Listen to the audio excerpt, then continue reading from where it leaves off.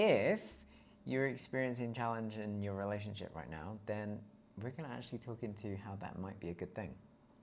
Strangely. Yeah, strangely enough, like the paradox of challenge or arguments, or in this case, like when you feel there has been a wound opened in your relationship. Could be inner child, could be present moment, could be a little abrasion, feel a little rough around the edges. We want to talk to you about how that can actually support and benefit you and your relationship. Yes, how those bad, challenging things are actually supportive. How strange. So let's figure that out. Let's figure that out. We're going to be using Acts chapter 28. The verses used was actually 1 to 10, but we're going to take a little smaller chunk of that and summarize the rest of it. Yeah, here we go. Okay, so Paul gathered a pile of brushwood, and as he put it on the fire, a viper. That's a snake. It's a snake. It's a vicious snake. It doesn't sound so good. Driven out by the heat. That's interesting. Well, snake represents, like, typically it's devil or malevolence, and heat or fire representing the light of God. So, driven out by the heat. Right, because Paul did it. Paul added to the fire, which increased the heat. The viper couldn't take it, y'all. He couldn't take the heat. Couldn't handle the heat. So it fastened itself on his hand. He got bit. He got bit by malevolence. Once bitten, twice shy? No, different. When the islanders saw the snake hanging from his hand, that just doesn't sound very good, they said to each other, "This man must be a murderer." It's a very big leap to make. The assumption, yeah. It's quite the assumption. But... For though he escaped from the sea, we skipped that bit, the goddess Justice has not allowed him to live. So he must be a murderer because he's been bitten by this viper snake, this deadly snake. So they're assuming he's about to die. He's about to die. However, plot twist, Paul shook the snake off into the fire and suffered no ill effects. He just shook it off. Just threw it into... Snake be gone! Snake be gone into the light of God. What happened? I hit my microphone, sorry. Oh, no. The people, excited. Yeah, so excited. So excited. The people expected him to swell up or suddenly fall dead. They didn't. No help either. But he didn't. But after waiting a long time and seeing nothing unusual happen to him, they changed their minds and said he was a god. They're quite fickle. Yeah, these people are like... making very large assumptions. That's partly my takeaway. Don't make assumptions based on snake bites. Assumptions. That's what we're going to read. What we see later, just to like give you the heads up, More is context. that basically Paul goes and he heals somebody. Paul's not allowed to, not that he's not allowed to. Paul can't communicate with this group of people because they don't speak the same language. And so ultimately, it's about like how the snake bite becomes the language of God's miracles. And so we're going to talk about that a little bit, because then he goes on to like heal the entire village, right? All without using his words, which is Paul was really well known for. He was a great speaker. They were able to see his power based on what happened rather than from the words that he said. And that was only possible because of the ill will that befell him, and how even though suffering can sometimes occur, it can lead to benevolent things transpiring. And that's kind of the message, right? Yeah. I feel like it's such a great example of that. Like, A, these people are kind of all over the place. You're a murderer, you're a god. We don't really know, right? Calm down. Isn't that true of humanity in general? Like, a little bit all over the place. We're always trying to go between, like, chaos and rigidity. But without even being able to, like, speak the word of God, he was able to demonstrate his ability. And it ended up serving the people. So despite the fact that he got bit, regardless of the fact that he survived, right? It doesn't talk about how long it hurt, how much the venom, like there wasn't any, context around that. You seem pretty chill. We just Shook it off. shook it off. Right? Shook it off into the fire. He didn't care. That served. It served him, and it also served the people. So one thing about the assumptions, the other piece about just like tuning into how something that we might perceive as causing harm might actually be a benefit beyond just the scope of your relationship. And yeah, so, you know, people outside of your environment, outsiders, let's say, let's put it in a relationship context, people outside of your relationship who want to give their very wild opinion of what's going on in your dynamic, and seeing we're back and seeing whatever's happened as something that's bad actually can be a good thing, right? you know. Also, just where within ourselves we might be looking at it as bad, like the voices in our own minds or our own parts might be going, hey, this issue between the two of you, this is not a good vibe, right? That might just be past trauma, past wounding that is doing its best to like take care of us and try to support us. It's foreign voices. But when we look at the situation, I think like through the lens of God and also through the lens of love, right? Yeah. All of a sudden it starts to shift. It's like, well, if this was to show me something, this was to teach me something, and this was to be of my benefit and the benefit of my partner, what could that possibly be? All of a sudden the dialogue really starts to change, I feel like. Yeah, what if rather than seeing it as something bad, you see it as an opportunity to go, oh, what if this is serving me in some way? Or how can this serve us in some way? Yeah. And not let the voices be the overbearing, but actually return to the eyes of God. You know what's so interesting? Can I bring my reading into this? Go on. Because I was reflecting about it. Before we watched Churchill, I had pulled some cards for different energies. And one of the sets was around infected. So there's an infected card, and it's like you see a top view of the skull, and there's like a snake that's going through it. And there's these flowers, I think they're like lilacs that are sticking out. The next card was around voice, and there was this like plant kind of growing out of the skull of this, the mouth of this skull. And then the second one was nightmares, and it was like a side profile where there was a bunch of snakes up in the brain space. And it was interesting because it made me start to reflect this week around where in my own life and in my own experience am I noticing snakes, the voices of snakes, the voices of these energies that are trying to harm me or cause harm in my life. And it's interesting because every time I notice it, I'll start to imagine, I'll go, snake. Like, that's a snake. And then I'll literally imagine myself cutting it off at the head. And I watch, sometimes it's like one head that just comes off, or it's like multiple heads because it's like multiple threads of snakes that are feeding the same story. And it's interesting how once I name it, like, snake, it starts to dissipate. I like that.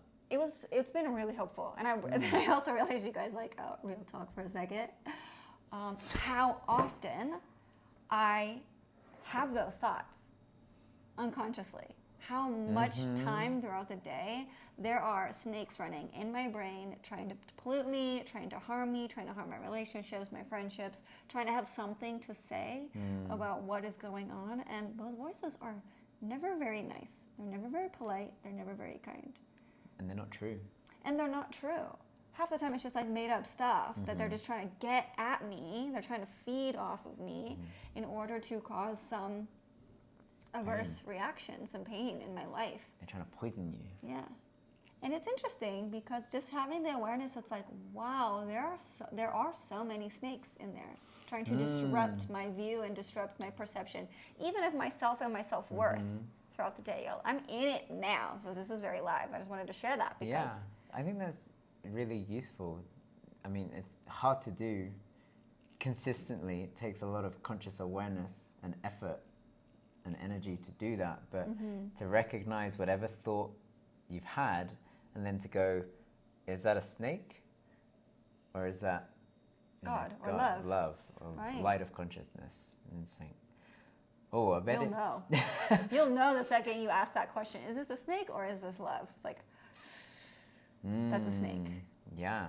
It's trying to bite me. It's trying to infect my mind. It's trying to infect how I think and feel. And then the way to then view that is to go, okay, well, this snake, what is it offering me that I can use to be supportive? Yeah. I don't think Paul would have known at the time that bite was going to be as symbolic as it ended up. He wouldn't have known, like, yeah, I'm going to shake the snake off and I'm going to go heal all the people. Do you think he was pissed? Do you think he's like, oh, fucking, I've just I got think off so. this fucking boat wreck. I just washed up on the shore. These people don't Barely speak made it alive the up in language. here. I'm just cold. I want to get on the fire. Yeah. And now I've been bit by a snake. Like, oh, man. Or do you think he was just like, oh, I guess God wanted me to be bitten by a snake. I don't know why yet, but... Yeah, what is the purpose that this serves? I think that's such a pivotal question to ask. Maybe this will come back later in a good way. Yeah, of course. And so noticing, like, the question. whole, that's like a pivotal question, is like, what could this be used for? And today, or this week's like whole sermon was like, God can use that too. And so when we talk about wounds in relationship, it's like if you're experiencing challenge or you're finding that your wounds are tender, whether unintentionally instigated or not, sitting there and asking, that's like, as a unit or as an individual, like, if God was using this to highlight something about myself or about my partner or about the way that we interact in union, what would God be trying to show us through this? Oh, wow, I'm very reactive. I haven't healed that part of myself.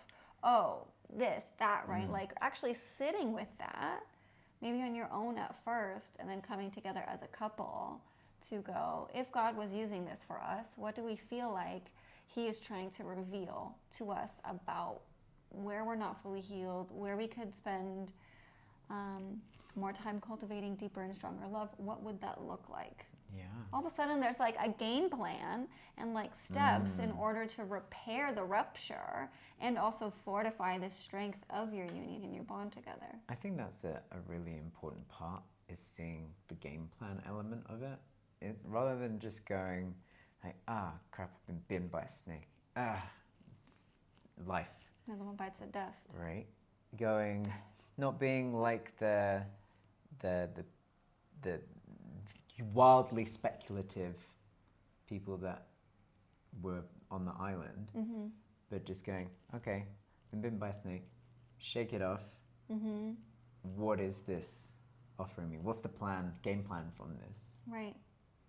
Like Paul didn't miss a beat. Paul just kept doing what Paul was going to do. It's like, hey, we got to this estate. Hey, this guy's sick.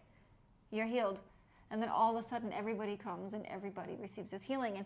And that was ultimately the message of God. Paul didn't have to speak that. He just had to live from the embodiment of his purpose and what he knew and was called to do.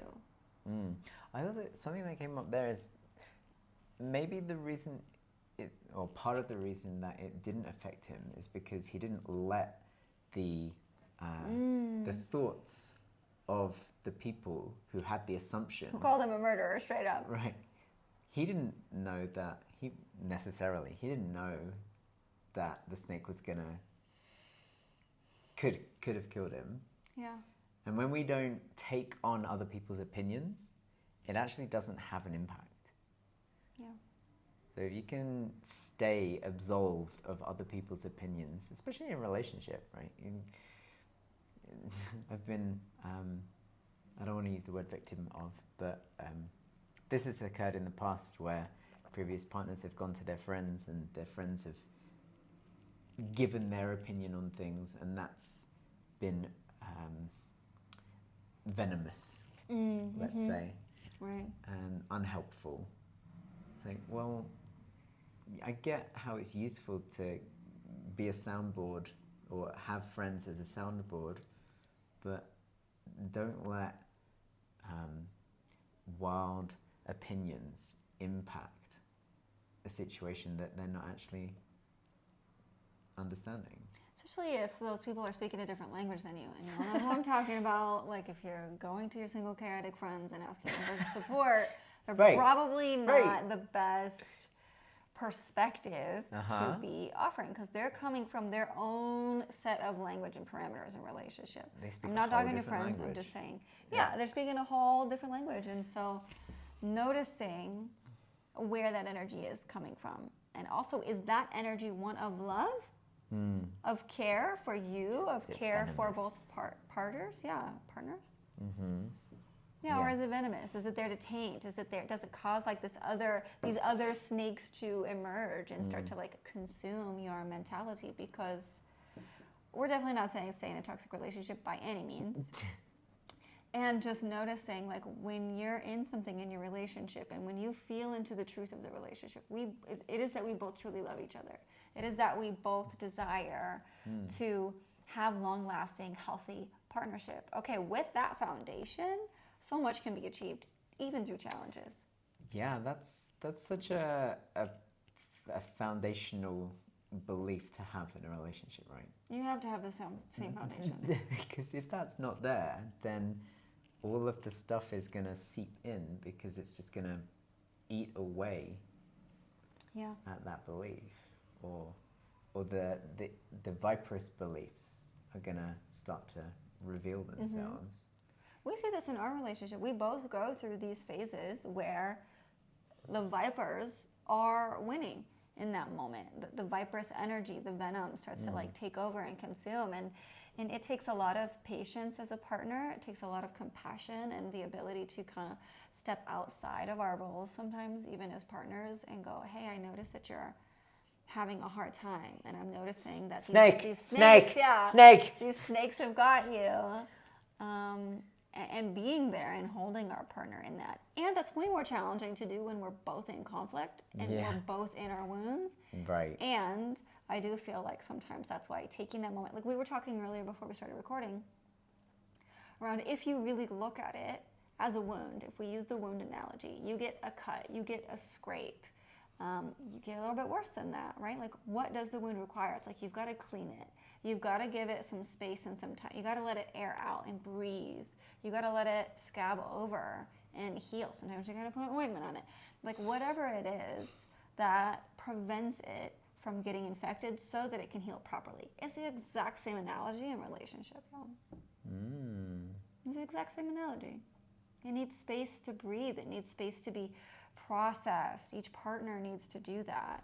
It needs space to heal, right? There's like a natural element that's like, sometimes not everything can be repaired with a hug and a kiss and like, okay, great, we're okay.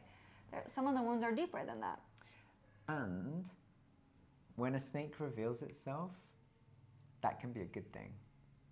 I think it's a great thing. Because it was there.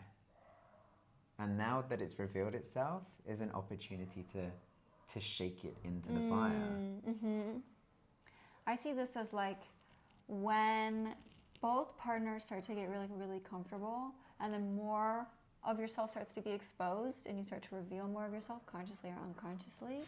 That snake's waiting for the opportunity to emerge, to say, hey, like, this is something here. Look at this. And it's not meant to be a threat so much as it is meant to, show you where there's space for addressing it. That's the requirement though, isn't it? It's when a snake reveals itself, are you willing to take it as an opportunity to throw it into the fire? Like, this thing has revealed itself. Do you want to deal with it? Or do you want to let yourself be poisoned? Or I think about like the keepers who like put it back in the basket. Now we're just gonna put a lid on that. But it's still there. It's still waiting for its moment to emerge. And so reflecting on that. And I encourage people out there, like, if my practice serves you, of like, when you know this happens to me when I'm in the shower, when I'm going to the bathroom, when I'm just kind of aimlessly like walking around and I'm just thinking to myself, all of a sudden I have the awareness, it's like, that's a snake comment. That's a snake. That's not God. That's a snake. I'm going to start doing that. I guarantee you'll be like, holy shit, I'm actually a pretty negative person. You might start to, you might really start to question I'm full of snakes. I literally had that moment the other day. I was like, oh my God, 80% of my day, I'm just venomous. I'm just like hooked on the venom. I'm hooked on the venom. And You're addicted to the venom. I'm addicted. The part of me that loves the drama or wants the chaos or something like that just sits there and it likes to fester in my mind. And it's like, even if it's, I think the easiest way to relate to this is like, let's say somebody bumped into you into the street super hard and you didn't say something because you're a kind individual, but then for the next 48 hours, you're thinking about all the things you wish you would have said or the actions that you would have had. That's like what's running in my brain. It seems from like a month ago. It seems from yesterday. It's like, it's all this stuff that when I tune into it and I go, okay, I call it you're a snake. And then I sit there and I go, wow, what is that particular thing trying to show me about myself? Oh, I haven't let go of this thing yet. I have not addressed this. Oh, that's just like something that is just coming in from the woodwork that's just hoping to get a hold of me and in order to destroy my mood and really ultimately weaken my spirit. That's what I feel like snakes do. And that's hard to do individually, let alone in partnership. I mean, you have to be so aware. Yeah, and willing. And willing. And able. Right. So if you said something to me, I guess today could have been a great example where we're talking about the Instagram thing. Yeah. Right? That's like, I could have just been like, oh, babe, like, had we had the conversation beforehand, I could have been like, that's a snake right there. Yeah. You stewing it in and just like, oh, letting it destroy your day was a snake or a series of snakes. Yes. You know, but it's like, oh.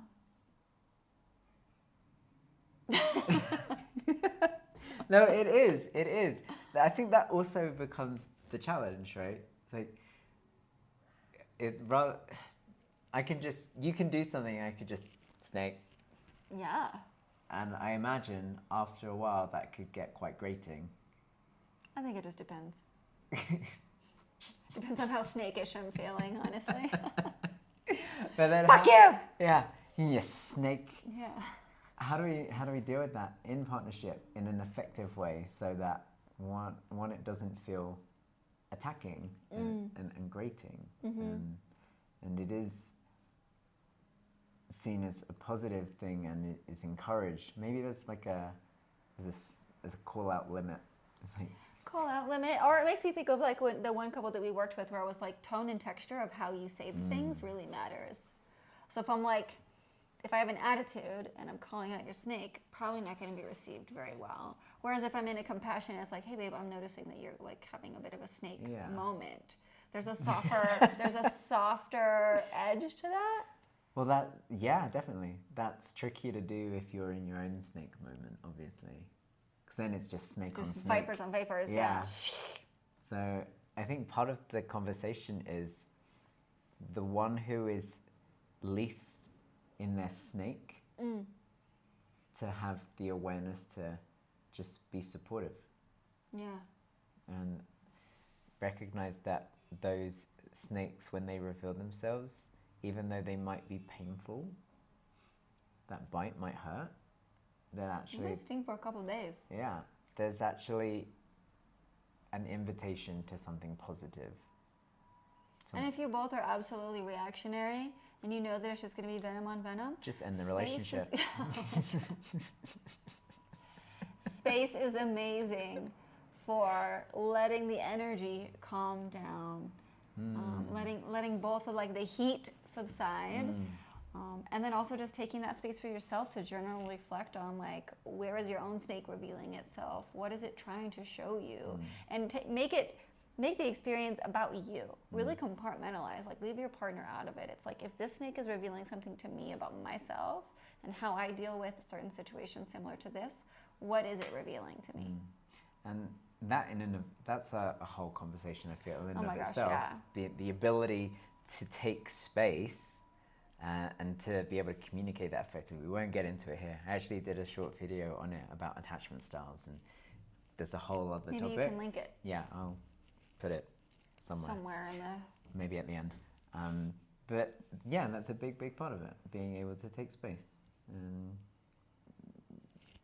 create the ability to just regulate and return to love. Yeah.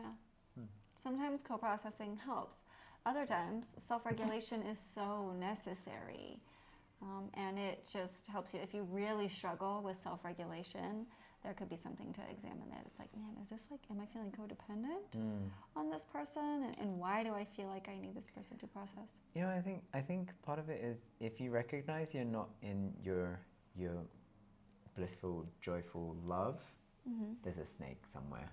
There's a snake laying around. Right.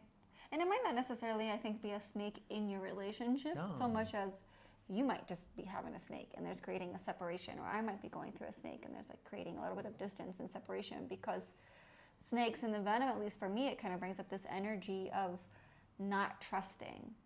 And so it's like, oh, if I get bit, like I think about with the horse, when I got bit, there was a moment that I was like, dang, I really want to trust this horse, but I'm struggling to do it. Yeah, I'm struggling to do it because I just got bit and I'm bleeding and my finger hurts.